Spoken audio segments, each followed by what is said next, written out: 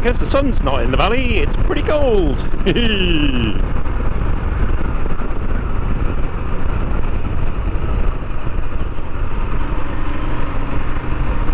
So this is Nant Ffrancon, and this is a classic glacial valley. Classic. You can see up there, that's where the ice would have started forming in the Ice Age. At the top, scooped out a little lake at the top, that's Cumidwell, or Clynedwell. It's actually a CWM, which is a glacial feature. And it's where it's where glaciers start to form, and then when they fill up their little hole, they kind of fall out into the, you know, become proper glaciers, and then roll down the valley nice and slowly, grinding everything out. And you can see here, these are what are called truncated spurs. So if you imagine like having a river that snaked through this valley over the years, forming a nice sort of like S shape or wiggle, and the ice just chews it all out. So you get these truncated spurs, and what that means for motorcyclists is we get nice interesting roads like this one. Whee! So thanks glaciology. So that's a truncated spur up there. You see the way it's all chunked out? If you imagine that just straight out, and it's just been chopped away by the ice. But this is a really deep valley as well, so we're going up to the head end, and then we're going to come back down through the middle of the valley. So up there is Devil's Kitchen as well, and I think it's called Devil's Kitchen because if you catch it on a sunrise on a nice morning when it's just about horrible, you know, red sky in the morning, sailor's warning kind of stuff, well that is basically, it goes glowing red like the fire of hell. So I think that's why it got its name, Devil's Kitchen. Used to have some lovely photo of it, but I lost it unfortunately. So this is the entrance to the lake, and you can walk up to the lake from there, which I would do on another day, but it's a little walk. Now this, I think, takes me to the valley. Yeah, this is it.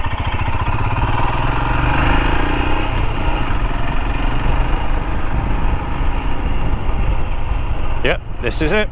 Right, so we are actually going to trundle down the valley like a glacier, but a little bit speedy. Look at this, like Applecross Pass all over again. No dinosaurs, no drones. Ooh, interesting. Right, so rumour has it, and legend has it, that Cumidwell, or Clynedwell, is named after a 12th century prince, I think, who was murdered by his cousin, and as a sign of respect all the birds flew away and wouldn't fly over it. But I've just seen a bird up there, and that's quite disrespectful. Now the moraine, or the debris left as the ice sort of like flopped out of the hole, is called, if I remember rightly, Bearth Gent, which means giant's grave, and it's the grave of Idwell the giant. So it's got steeped in myth and legend. So we're heading through the valley now.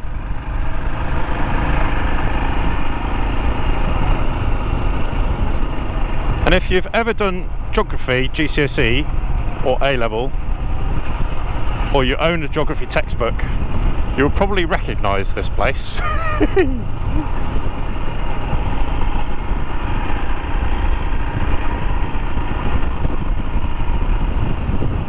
This is cool. It's like being in Scotland again.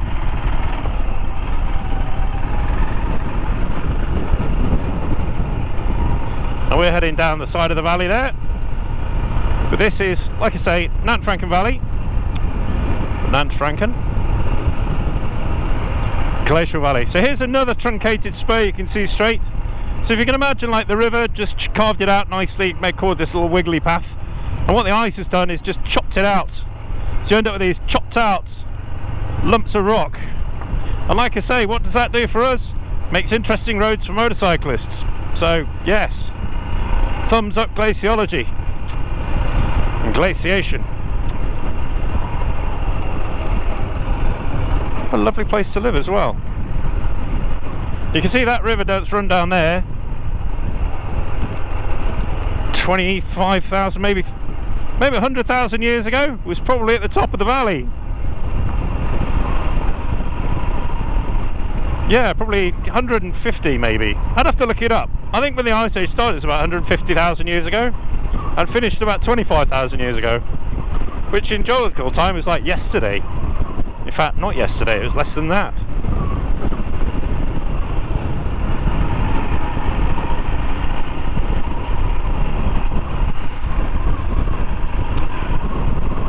Someone living the van life there. Try not to get that on the bike. Don't fancy washing off some horse poop.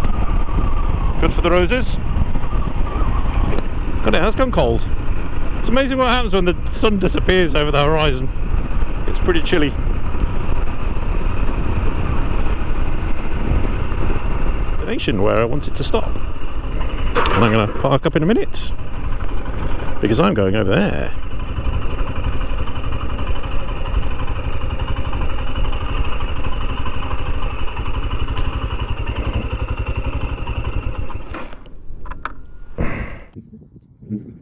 So this is a Roche Moutonne. It's a glacial feature where effectively you have a big lump of hard rock sitting right in the middle of the path of a glacier. And this whole valley was filled with ice at one point. It's filled to the brim with ice during the last ice age. Just going a cheaper way here. And this lump of rock was quite resistant to being scoured out like the rest of the valley. And the ice just basically just bashes into it, rolls over the top. And when the ice gets to the top and over, it's smoothed it off, it plucks all the rock from the other side. So you've got all this rock broken out. And then the ice has just carried that away. And there'll be bits of it all the way down the valley. In fact, some of that wall's probably made of it. The wall's all the way down there, probably made of some of this rock. It's called a Roche Moutonne, which translates, I think, as sheep's back, because from the sky and up, it looks like a sheep lying down. But it's there's not many of these in the world, and I think if you look in most geography textbooks, you'll find probably a photograph of this one in this valley.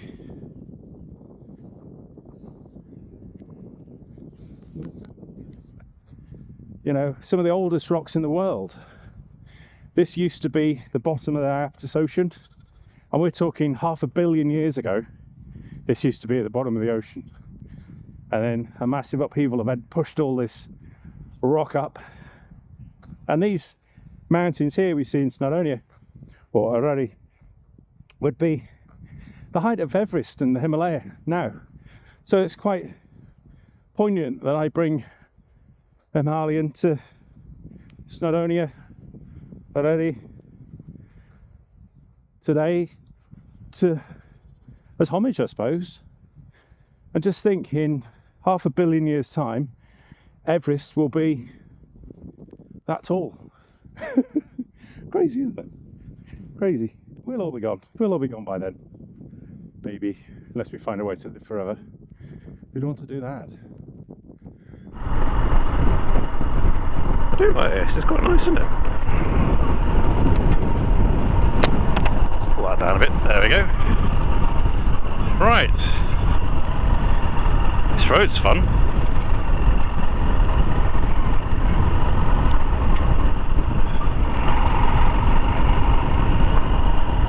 So over there, like big slate heaps.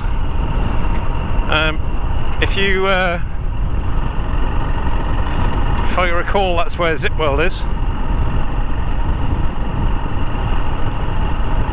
If you fancy tying yourself into a sleeping bag which is slung around a piece of string and then flying down a valley at 100 miles an hour, you're welcome to go down there. Ah, so the road goes that way.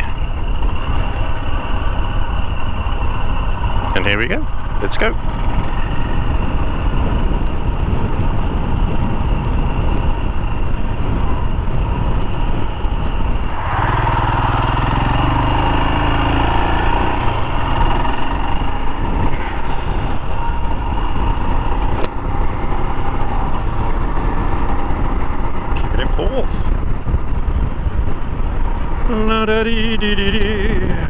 So this is the A5 heading back towards Bethesda. Now you can see the metal framework over there. That's where Zip World is. I'm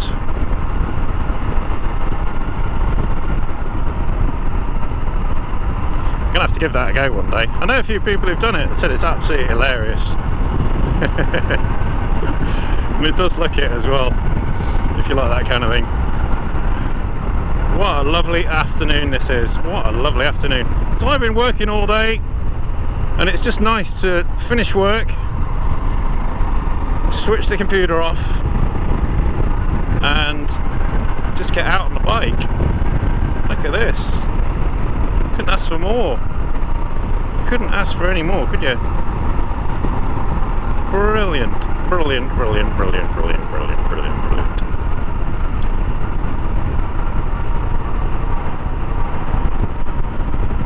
So I've installed a microphone in my helmet now. I did have like a lavalier mic on my last jolly out to test my new GoPro.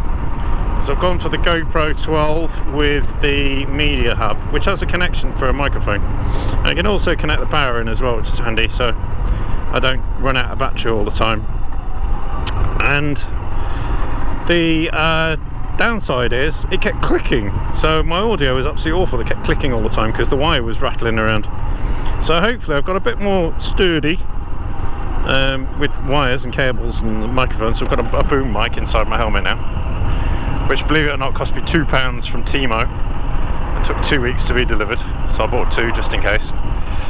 So hopefully it works. I tried it in the house, it seemed alright. So if you can't hear me, it's because I've just gone cheap, really.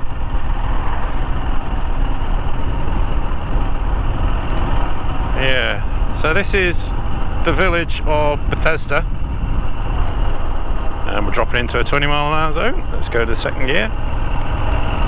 2 for 20s. And we'll just poodle along. So I'm going to go through Bangor on the way back. And I do fancy a nice few glasses of wine tonight, I think, while I edit my videos. So I'm going to quick pop into Tesco, I think. Now I've got the panniers on, drop a bit of shopping in.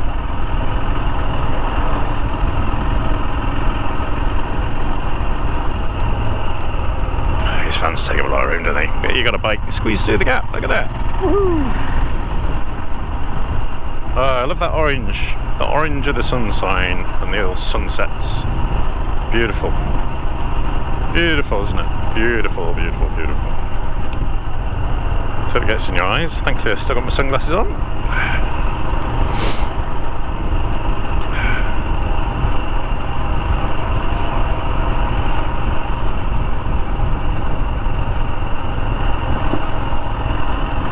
Reaching the 40-mile-an-hour zone, nearly, and we're away. Woo-hoo. So the one thing about 20-mile-an-hour zones in Wales will make my videos extremely long and create a lot of editing.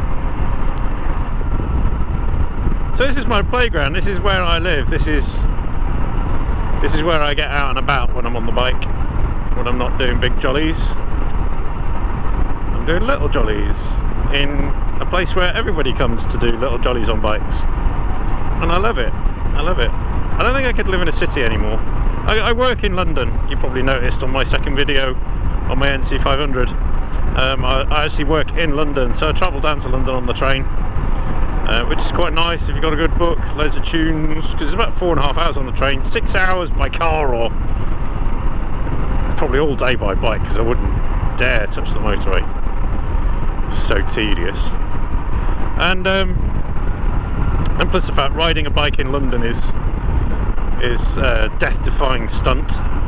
Driving a car in London is bad enough. I've done it a few times. I've been to London a couple of times on the bike, and it's not a pleasant experience, to be honest. So I'm quite happy to use these lovely little roads that we have in North Wales as my adventure playground.